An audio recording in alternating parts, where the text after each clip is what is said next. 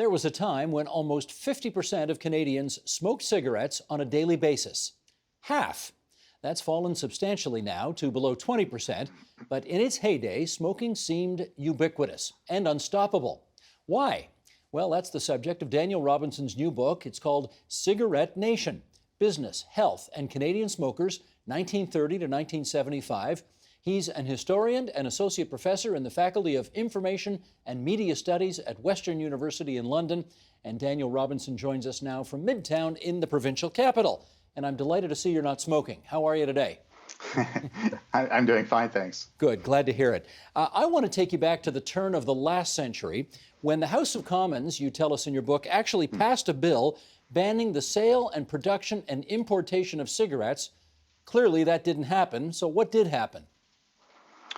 Well, that came about because there was a group called the Women Christians Temperance Union that were promoting or advocating for cigarette bans. And they thought that cigarettes were immoral and that young people it would be like a gateway vice for them. They'd end up drinking and being truant and gambling and the rest. So they were pushing for this a lot in the early 1900s. The issue here was that the cabinet didn't really want to do this bill, and the prime minister did not. And frankly, the tobacco industry lobbied pretty effectively against it. So the compromise was that in 1908, they agreed to a law that would ban the sale of cigarettes to people under 16. And the WCTU kept pushing for this, but by World War I, this was effectively over because World War I showed that cigarettes were quite vital and important for soldiers who were overseas. Let me take you to World War II now, where there becomes really a concerted effort to target women to smoke more. Tell us about how that happened. Well, women start smoking in large numbers in the 1930s and during World War II. So if to go back to the 30s, this was actually the period when advertisers first start targeting women. It was thought before that time that it was socially improper for women to smoke in public. And so what you see is a number of advertising campaigns targeting women in the 30s and 40s. You also see women depicted in Hollywood films smoking a lot. Actresses like Jean Harlow and Mae West and Marlene Dietrich. And they presented these glamorized, very sexualized, dynamic portrayals of women as smokers. And so if you were a young woman sitting in the audience looking up in the 1930s, you might be thinking, I mean, how am I going to develop a sense of self-identity and a persona? And you're looking up at the screen and you're seeing this wonderful, dynamic female star smoking, and you might be thinking, I want some of that. And so the question becomes, why not smoke? And this carries into World War II. Women smoking rates start to rise considerably during the Second World War as well. Yeah, let's stick with World War II because cigarette smoking clearly becomes an important and accepted part of Canadian soldiers' daily routines. Here's a little excerpt from the book on that. More than chocolate, you write, more than chocolate, beer, or candy, cigarettes, especially Canadian ones, were integral to the sensual, psychological, and social experiences of preparing for and waging war. How so, Daniel?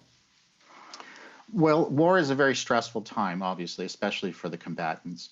So cigarettes were a way of relieving that stress. They were lightweight. They were non-perishable. You could use them, travel with them during mobile military campaigns. So they were a very practical and useful item for soldiers to have during the war. But I think more interestingly, the cigarettes that soldiers received generally came as gifts from family members or friends back home and other institutions back home. So they were not bought through military canteens or through military ration. And so that meant that when you got these cigarettes, there was a sort of sense of gratitude and mutual obligation that went with that. The cigarette sharing and giving actually cemented ties between soldiers and the home front. These cigarettes, in turn, were shared with other soldiers. And that enhanced the kind of social belonging and social cohesion of the men in these military units. It made for them, it helped them become a band of brothers, so to speak.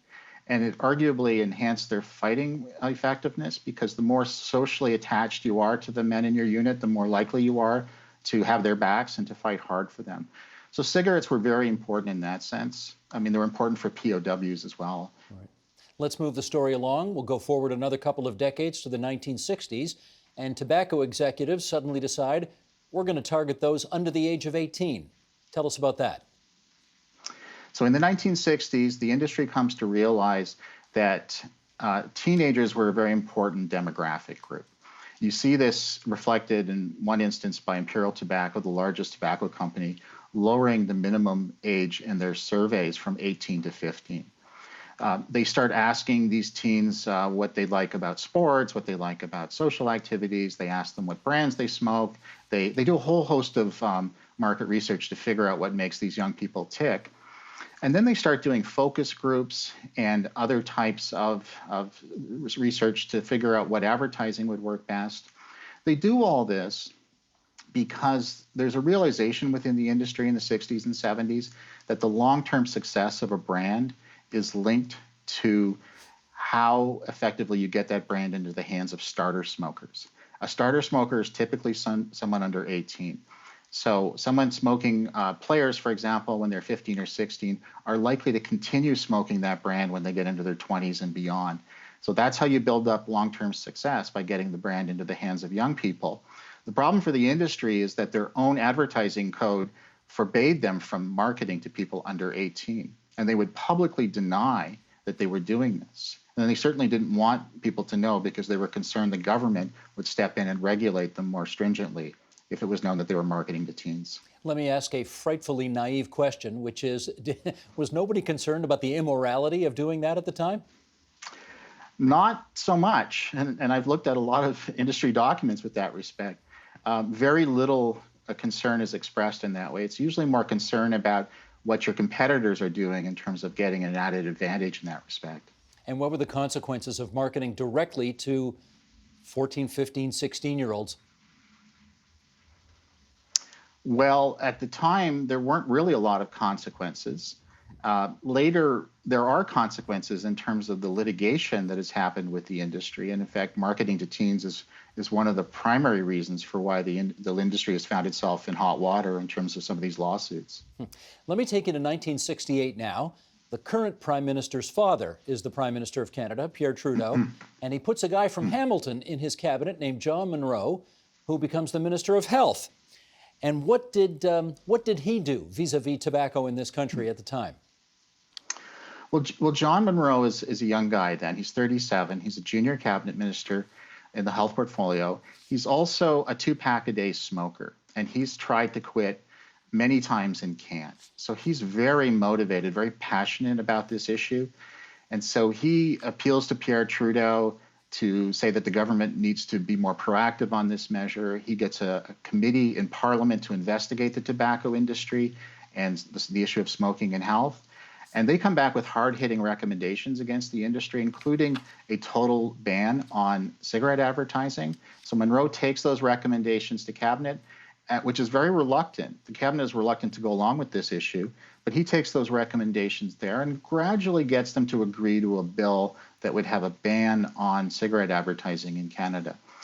It's introduced in Parliament, but then no sooner that it's done than the wheels start falling off this wagon of Munro's. Other cabinet ministers become more oppositional, and then effective lobbying comes from the tobacco industry and their newfound allies, who are now the newspaper and magazine publishers, who are not happy about losing that advertising. So it all coalesces basically to kill the bill.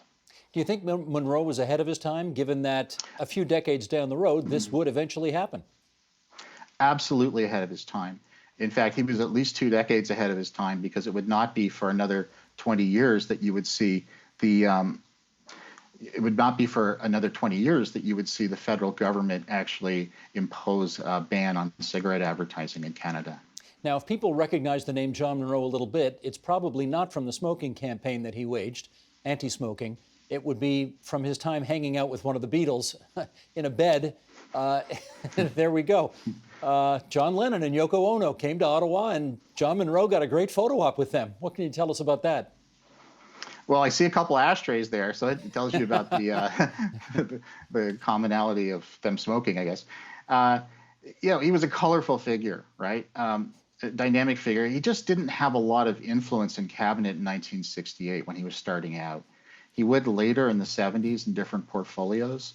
You need to be influential in cabinet to really get laws passed. Let's do another excerpt from the book here, shall we? What few likely realize is that the best years for the Canadian cigarette industry came after smoking and cancer news surfaced in the early 1950s. In 1950, adult per capita cigarette consumption stood at 4.9 cigarettes. In 1960, it reached 7.9, rising steadily thereafter until peaking at 9.6 in 1980. Daniel, that of course makes no sense. The more that we know that smoking causes cancer, the more people smoke. Explain. That's the central paradox of the book. What essentially happens is that the industry they're able to realize the kind of marketing opportunity that the cancer news presents. And they developed what I call a strategy of hope and doubt. So on the hope side, it involves marketing. It's effectively presenting health reassurance to smokers in the form of new products that are perceived to be safer than others. So initially, you bring in filters on cigarettes, and then you introduce brands that have low levels of tar and nicotine, and then you introduce light and mild brands in the 70s. And all of this is meant to convey to smokers that there are safer alternatives out there, and so it keeps them in the ranks of smokers. On the doubt side, this is essentially the disinformation campaign that the tobacco industry would run for about 40 years. Effectively, what they did was they just attacked the science linking smoking to cancer and other diseases. They attacked that science over and over again. They also presented dubious alternative explanations for why lung cancer rates were rising. So they said it was things like air pollution or car exhaust fumes or even viruses. So they created doubt in the minds of smokers that way. And I think it was very effective because even by the late 1970s, what you find is that about half of smokers either do not believe in the link between smoking and cancer or are unsure about that link. I don't know about you, but I'm old enough to remember seeing, I don't know about commercials on television, but certainly ads in newspapers with medical doctors wearing their white coats and stethoscopes around their necks saying, you know, I smoke this brand of cigarette because ... Or in television programs, you know, dramatic or sitcoms or something, there's a doctor smoking cigarettes while attending to a patient. I mean, we look back at this stuff today and what do we think? We think it's a different world. Mm-hmm. I mean, it really was a different world. I mean, this was a world where anywhere between 50 and 60% of people smoked, including lots of doctors. I mean, probably a third or more of doctors would be smokers in the 1940s. There's just a greater social acceptance of smoking in people's lives. Even after the cancer link is determined in the 1950s, it still takes a long time for all kinds of sectors of society to distance themselves from smoking. Now, if you were a smoker in the 1960s and 70s, fast forward, how are you faring today? Well, if you started smoking in the 60s or 70s, chances are you were a teen because the majority of smokers start before the age of 18. So these people today would be probably in their 60s or 70s. If smoking would prematurely end the lives of about 40% of smokers. So that's about 40,000 Canadians a year. So people who started smoking in their 60s and 70s, probably in the early 2010, started to experience some of the health consequences of that. And that would be things like lung cancer and heart disease and other forms of cancer, respiratory disease. So this is this decade and the previous decade are the times when the health consequences of smoking that started in the 1960s and 70s, when those health consequences occur today. And it's not always the case, though, because some people who started in the 60s and 70s managed to quit, like my mom and dad. And so for them, their health outcomes are going to be much better. I should put a very odd observation to you. I can remember talking to a health economist many years ago who said, smokers are actually really good for our economy. They pay lots of taxes when they buy their cigarettes. Then they tend to get very sick and die quickly. And therefore, they don't collect their pensions and don't live a long time and drain the healthcare system in the way that others who maybe live into their 80s and 90s and beyond do. Now, it's an immoral position to take, but what do you think about that? Well, it's certainly immoral in that sense. I mean, I would disagree that they die quickly because often smoking-related deaths can go on for years. I think the larger issue here is not to think about cost savings or whatever, is just to think about what kind of a society we could have if, in fact, smoking rates were half of what they are now or far less than that. I think there would be lots of economic improvements and gain from that kind of society as well. In which case, who's still smoking today? Well, in Canada today, about 15% of Canadians smoke cigarettes regularly. That's down from over 50% 60 years ago. So that's a grand achievement in public health. What you do find, though, is higher rates of smoking amongst certain groups like lower socioeconomic status groups, and you find higher rates of smoking amongst Indigenous Canadians. So, for example, the smoking rate in Nunavut today is over 70%. And there are many Indigenous communities in this country where the smoking rate is 2 or 3 times that of nearby non-Indigenous communities. So smoking remains an important and serious public health issue in Indigenous communities across this country. I'm sure you and I both well remember when governments really got on the scene on this issue, and they said things like, all right, the days of smoking in movie theaters are over, in elevators are over, in bars or restaurants are over. And there were a lot of people who really objected to that at the time.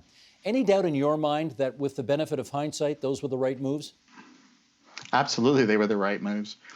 But remember, those moves only started to really happen in the 1980s. Even though people complained about cigarette smoke in public spaces for decades before that, those moves only happened in the 80s because the issue of smoking and secondhand smoke was redefined as a health issue then, and not just a nuisance issue. And it's really important to understand that when it becomes a health issue, governments tend to respond, not always, but they do tend to respond more so than if it's just a public nuisance issue. Daniel, I want to show you a couple of pictures here.